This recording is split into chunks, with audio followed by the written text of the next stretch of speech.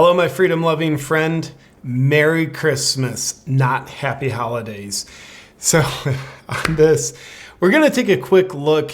Last night, as of this recording, Kanye West, or Ye, but I call him Kanye. I'm not into people getting all trans with their names. It's like, I call you what you are.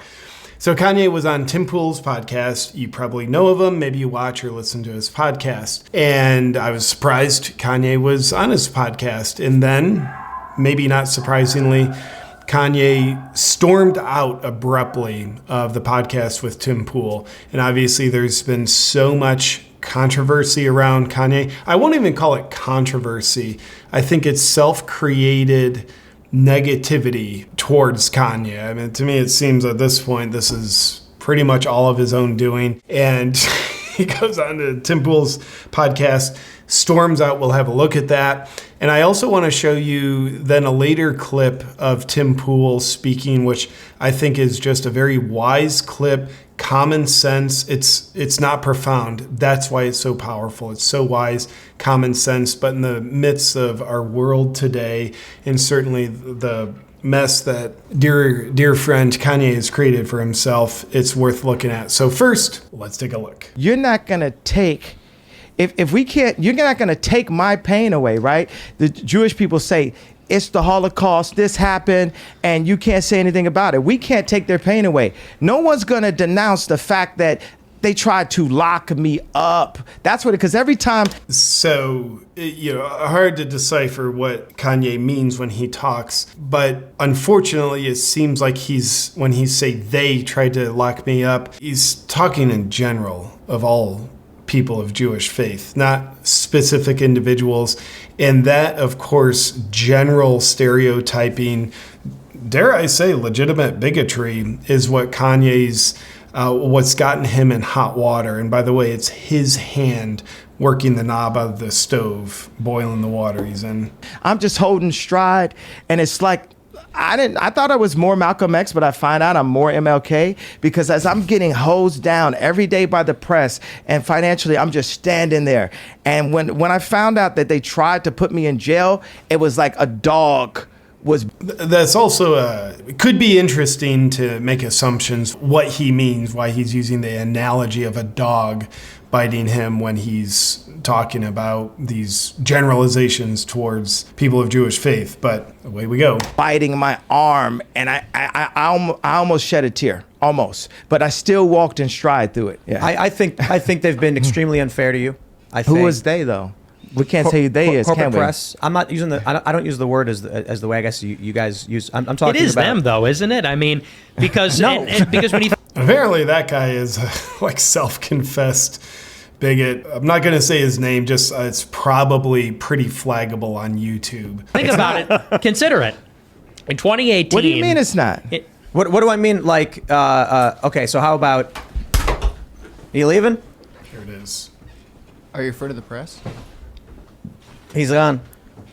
I'll say it right now. So at this point, Tim Pool, who seems to be just common sense man, he won't go along with Kanye's generalizations of they. Tim Pool used the word they and kind of said, whoa, who you talking? You can't tell me who they are. And Tim Pool said, yeah, I'm talking about the press when I use the word they. And he wouldn't go along with Kanye's they as the generalized all these people. Kanye storms out. There you have it. Just a little bit more. You guys want to bring that stuff up, and then have think the we're not going to have a conversation. Like have the discussion. Like you think he's going to come in here and say, "Here's my pain, here's my suffering." I'm going to say, "I hear you," and then he's going to say, "And it was Jewish people," and I'm going to be like, "Okay, but don't you consider?" It's like, I'm not going to do this. I refuse. Go, make sure he's cool. All right, go for it. Luke and I will have a conversation. So that's what happened with Kanye storming off the Tim Pool interview, and I want to show you another clip of Tim Pool in just a second. But first, I personally think the whole Kanye situation that's happening, it really is heartbreaking. Why do I say that? I don't have sympathy for the hot water Kanye has created for himself. I don't have any sympathy for what really appears to be his negative views towards Jewish people. I have a lot of Jewish friends. They're such great people. So anyone using these kind of generalizations like he is, you're either using them because you truly are a bigot, or you're using them because you're mentally not well, or both.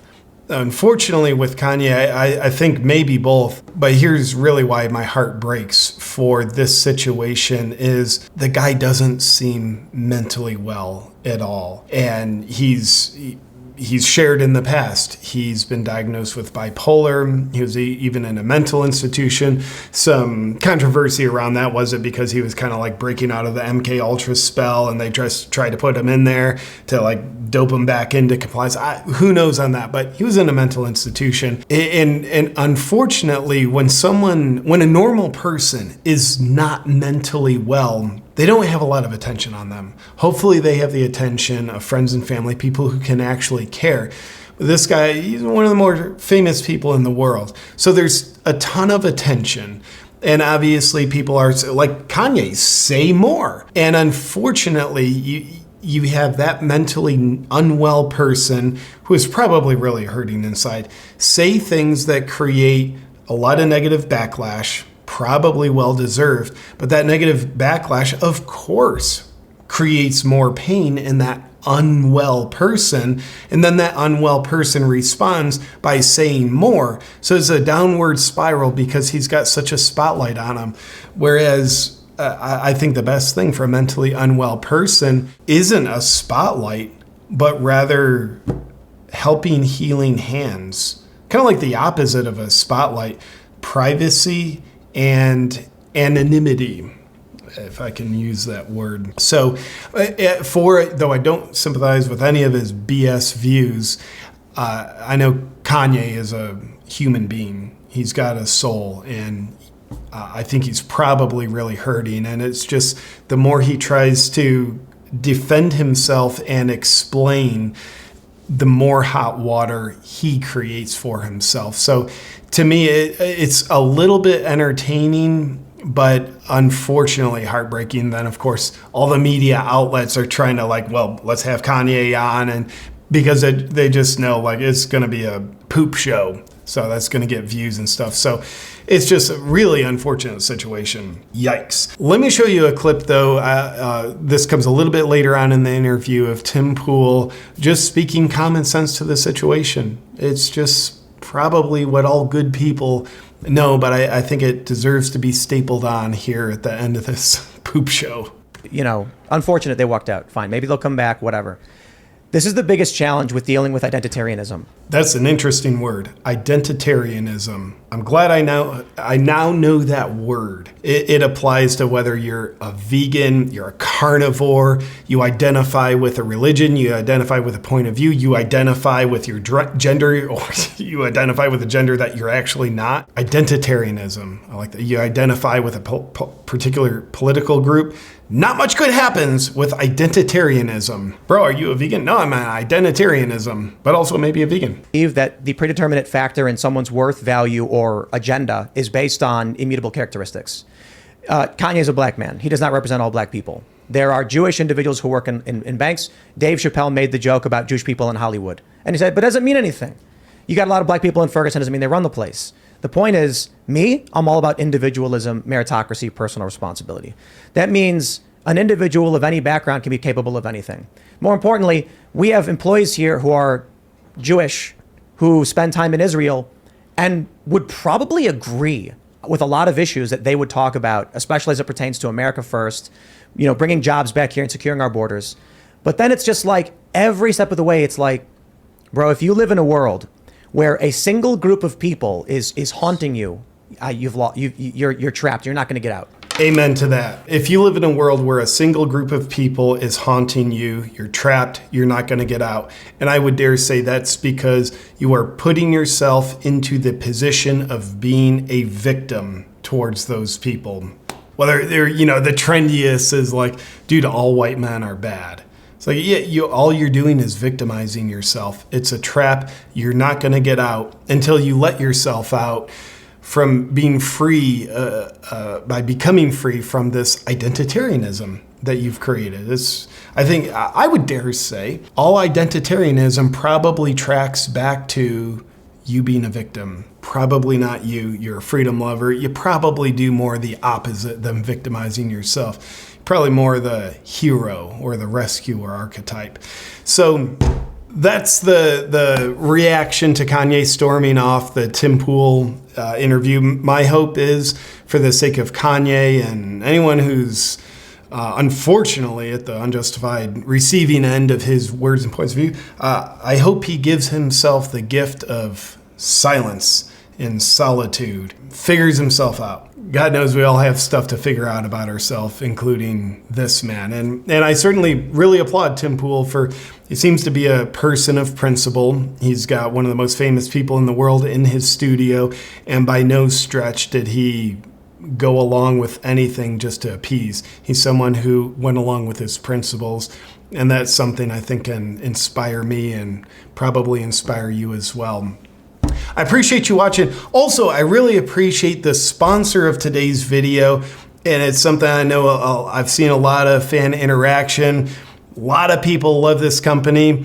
The makers of what I believe are the most fashionable and comfortable underwear on the planet, Sheath Underwear. They make underwear for men with balls. Take a look. Oh, hey there. I want to thank the sponsor of today's video, Sheath Underwear, the best underwear on the planet. I know this is true because Earth is the best planet in the solar system, and Sheath is the best underwear on planet Earth.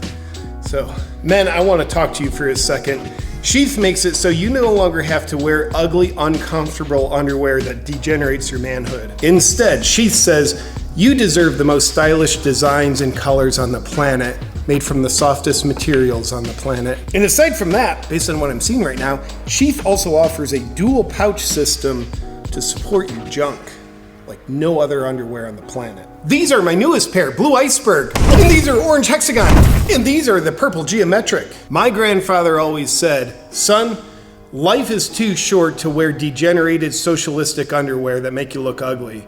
You deserve to wear the best underwear on the planet, like a real American. And if you want to tap into the American underwear dream like I do, just go to sheathunderwear.com/awaken. And while you're there, use the discount code AWAKEN for 20% off. Enjoy.